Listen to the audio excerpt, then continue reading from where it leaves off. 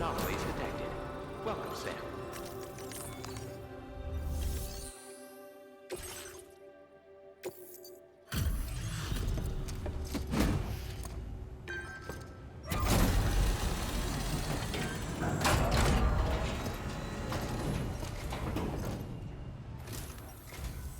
Well, hazardous materials notwithstanding, I see you...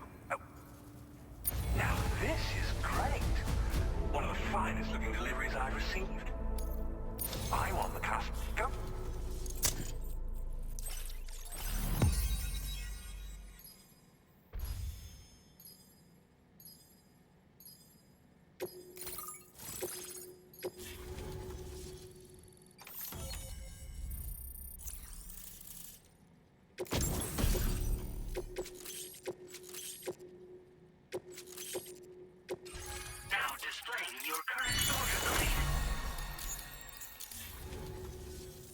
On the network and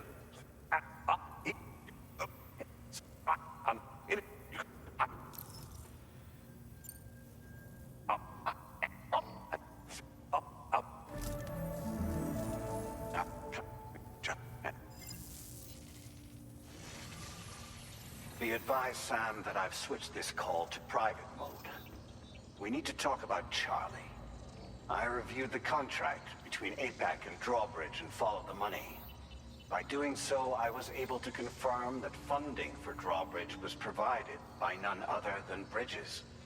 Though they used intermediaries to obfuscate the transactions, Bridget is undoubtedly the source of your patron's funds. In other words, Drawbridge cannot be considered as an independent civilian organization. Should these details come to light, your attempts to integrate Mexico and Australia into the chiral network could be misconstrued as an expansionist effort.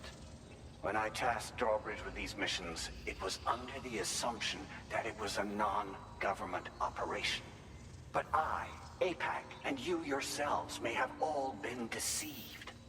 I will continue to pursue this investigation for now. Take this time to rest and recover in your private room.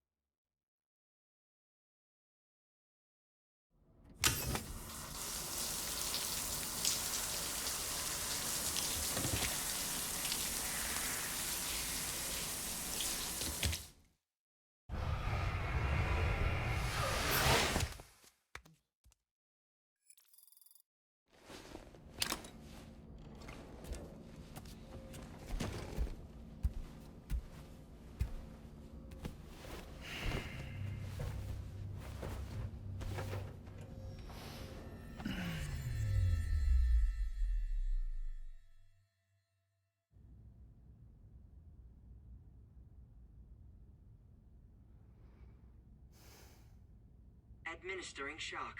Stand clear.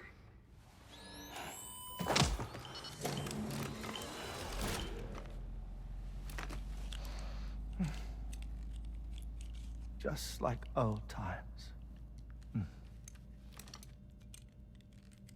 Where are we?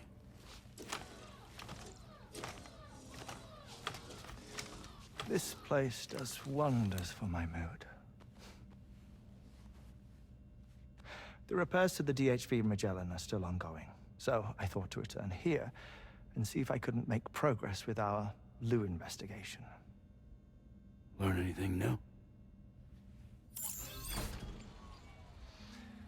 Well, at the Motherhood's facility, we managed to confirm that Lou's original serial number was none other than BB-00. And this is what I found when I attempted to search for associated records. To build the chiral network, 9 sacrificial BBs were prepared. However, the network's original design required only 1. A single sacrificial BB unit, facilitating chiral communications across the entire North American continent.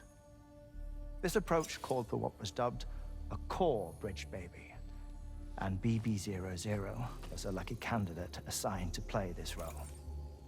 However, Bridges subsequently abandoned the idea, their tests having failed to yield the desired results.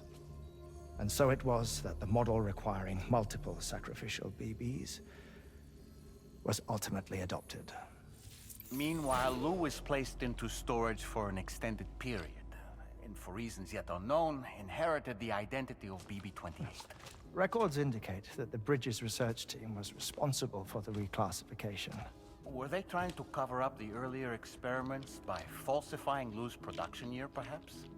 Or did Bridges have some other hidden agenda? I'm afraid that remains unclear. Well, we now know Lou was born 11 years ago. There may very well have been a connection with Neil. You know, my fondness for this place isn't wholly nostalgic. It has the most delightful hot springs, you see. Though, truth be told, even they aren't my favorite thing about it.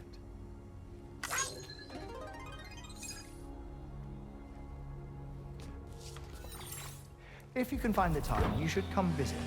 Give the old bones a soak. Oh, a warm bath does sound good. Perfect treat for a weary traveler. Anyway, I'll see you aboard the Magellan.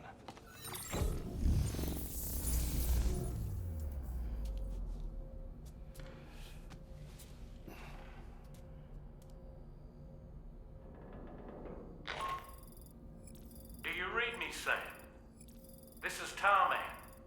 I've relocated my hand at last, out there on the currents, bobbing along like before. Now that our connection has been re-established, I should finally be in a position to wrap up repairs on the ship. But that won't be enough for what's coming. We need to improve our weaponry as well. South Fort Knot is home to an exceptional researcher. It so happens that they were instrumental in the construction of this fine vessel, and they're preparing the latest and greatest weapons for our use as we speak. Just a few more hurdles, Sam. Access the South Fort Knot delivery terminal and take care of the main order for me.